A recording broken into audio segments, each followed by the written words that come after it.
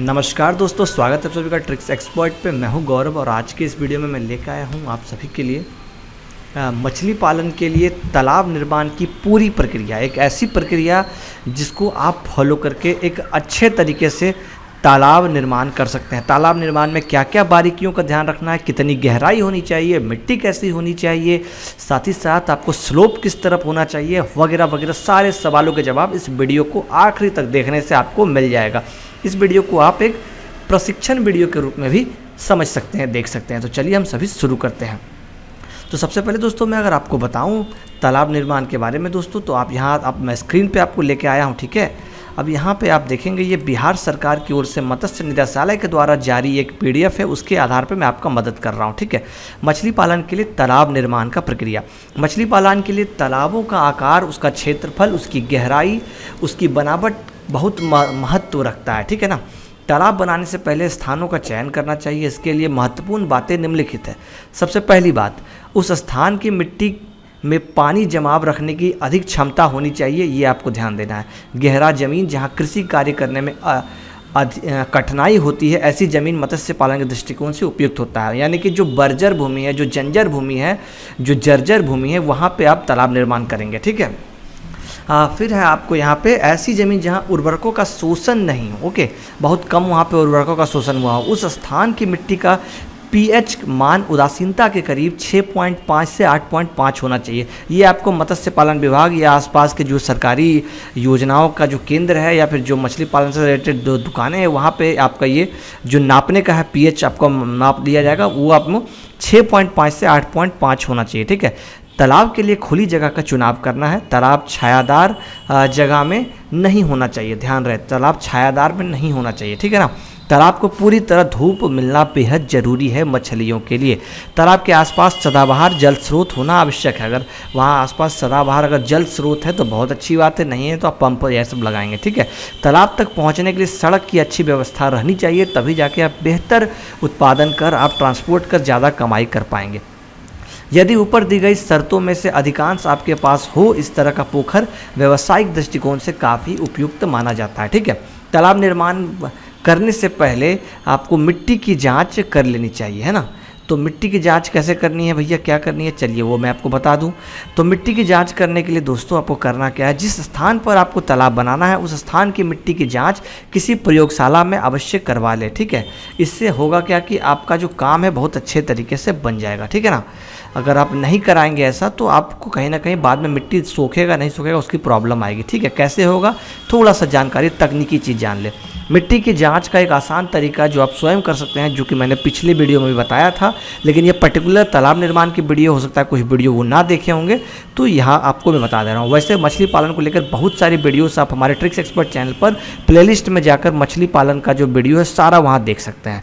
मिट्टी जाँच का एक आसान तरीका जो स्वयं आप कर सकते हैं, करीब 10 से 12 स्थान से 3.4 इंच अंदर की मिट्टी को खोदकर निकाल ले। सभी जगह की मिट्टी को अच्छी तरह मिलाकर एक जगह किसी प्लास्टिक के बर्तन में रख ले। यदि मिट्टी सूखी हुई हो तो उसमें थोड़ा पानी का छींटा डालकर हल्का गीला कर ले। फिर हाथ के द्वारा मिट्टी का गोला बनाकर बॉल की तरह ऊपर उछालते हुए हाथ में वापस ले। यदि गोला हथेली में आने से पहले टूट गया, बिखर गया, समझ लीजिए वहाँ मछली पालन का बिजनेस आपका नहीं चलने वाला। यदि वापस हथेली में गोला उसी रूप में आ जाए तो समझ लीजिए मछली पालन के लिए वो जगह बहुत बेस्ट है, ठीक है ना। तो अब बिहार राज्य में सामान्यतः 3 प्रकार की मछली पालन के लिए जो मिट्टी होती है बलुई मिट्टी, लोमी मिट्टी और चिकनी मिट्टी, ठीक है। अगर आप इस वीडियो को किसी अन्य राज्य से देख रहे हैं तो चिंता मत कीजिए, नीचे कमेंट में बताइए किस राज्य से देख रहे हैं, वहाँ पे भी मिट्टी की जानकारी मैं आपको जल्द से जल्द दूंगा, ठीक है। अब बलुई मिट्टी मत्स्य पालन के दृष्टिकोण से उपयुक्त नहीं होती है। ऐसी ज़मीन पर तालाब का निर्माण नहीं करना चाहिए, ध्यान रखिएगा, क्योंकि ऐसी मिट्टी में पानी का जमाव रखने की क्षमता कम होती है। लोमी मिट्टी, दोमट मटियार तालाब के लिए बहुत ही उपयुक्त होती है। चिकनी मिट्टी तालाब के लिए अत्यधिक उपयुक्त होती है, क्योंकि ऐसे तालाब में पानी का जमाव रखने की क्षमता काफ़ी अधिक होती है। चिकनी मिट्टी में एक खास लसलसापन होता है, ठीक है ना। तो इसलिए आपको ध्यान रखना है इन सब चीज़ों बातों का। जो मिट्टी आपको कह रहा हूँ लोमी मिट्टी में ही आपको करना है। तालाब का आकार एवं बनावट पर हम बात कर ले, ठीक है। तालाब का आयताकार जो होता है, मतलब चौखुट या रेक्टेंगल में जो आप बनाएंगे, वो लंबाई और चौड़ाई का अनुपात लगभग 2:1 होना चाहिए, ठीक है। ध्यान रखिएगा आप इस बात का, या 3:1 होना चाहिए, ठीक है। चौड़ाई हमेशा 50 मीटर से कम होना चाहिए, चौड़ाई जो है 50 मीटर से कम होना चाहिए। और लंबाई, अच्छे लंबाई के लिए तालाब 50 मीटर और चौड़ाई 200 मीटर होना चाहिए। तालाब में पानी की गहराई 2.5 मीटर होना चाहिए, यानी कि जो तालाब खानना है, खोदना है, 2.5 मीटर गहरा खोदना है, ठीक है।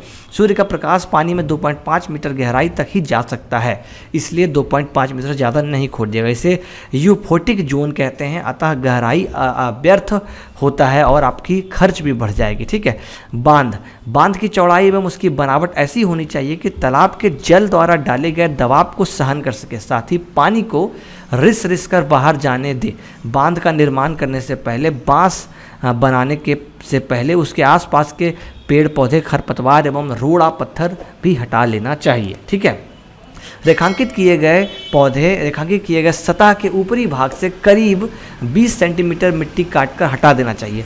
ऐसा करने से बांध का ऊपरी भाग एक सतह में आ जाता है और तालाब की खुदाई के द्वारा निकाली गई मिट्टी से बांध बनाना चाहिए। बांध बनाने के लिए चिकनी मिट्टी का होना बहुत आवश्यक है, क्योंकि चिकनी मिट्टी कणों को एक दूसरों से जोड़कर रखती है, लेकिन केवल चिकनी मिट्टी से भी बांध बनाना चाहिए।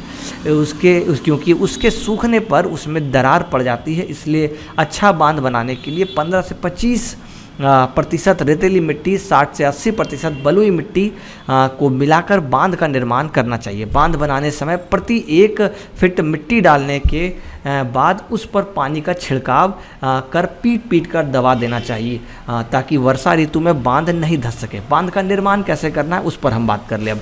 बांध खड़ी में नहीं होना चाहिए, क्योंकि खड़ी बांध काफ़ी कमज़ोर होता है, अतः पानी के दबाव को बर्दाश्त करने के लिए इसमें ढलान युक्त होना चाहिए। बांध का ढलान, स्टॉप्स क्या होना चाहिए? साधारण मिट्टी के लिए बांध का ढलान यदि आधार और ऊंचाई का अनुपात 2.2:1 होना चाहिए, ठीक है। साधारण ढलान जो है 2:1 होना चाहिए। हल्की भुरभुरी मिट्टी के लिए आधार और ऊंचाई का अनुपात 3:1 होना चाहिए, और हल्की बलुई एवं नर्म चिकनी मिट्टी के लिए अनुपात 4:1 होना चाहिए। बांध की ऊंचाई एवं बांध के शिखर की चौड़ाई कितनी होनी चाहिए?